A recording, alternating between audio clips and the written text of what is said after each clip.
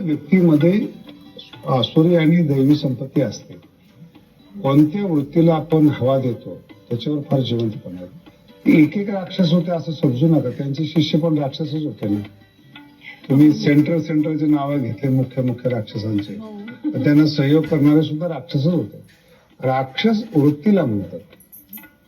अधर्माने जाणारे, बलात्कार करणारे, दुसऱ्याचं धन चोरी करणारे, पाप पुण्य न मानणारे, या वृत्तीला राक्षस म्हणतात. न्यायाने न चालणारे, आपल्यापासून जगाला दुःख झालं पाहिजे असंच वागणारे.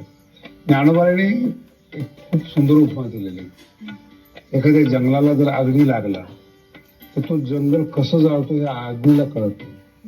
तसं हे लोक दुसऱ्याला दुःख देताना त्यांना किती वेदना होतात, दुःख होतात, ते ज्यांना कळत नाही ते राक्षस आहेत.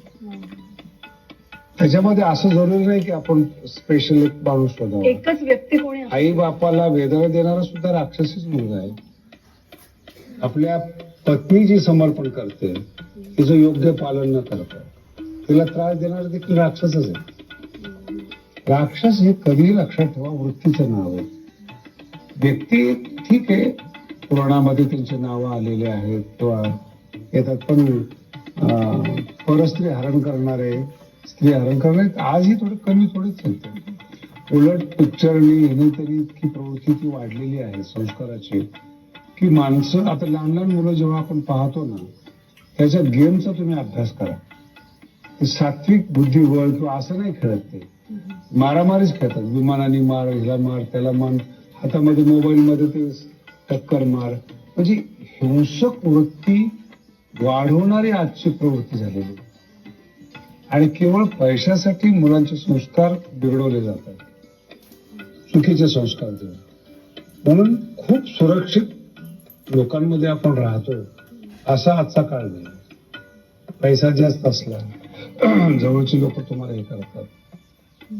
एखादी सुंदर स्त्री आहे तरी अपहरण करण्याचा विचार करतात. राक्षसी प्रवृत्ती. राक्षस शोधू नका, सावध राहा. त्यामुळे दैत्य, दानव, राक्षस कलियुगामध्ये खूपच प्रमाणात आहेत. आपल्या आसपास आहेत, माझ्या समोर नाही. ते आम्हाला मार्ग दाखवणारे आहेत की समाजात कुठल्या मार्गाने गेलं पाहिजे, तो योग्य मार्ग दाखवणारे आहेत. आणि त्याचमुळे याही शंकेचं नाही म्हणता येईल, फक्त त्यांना प्रश्नाचं दिशा दाखव. नक्की.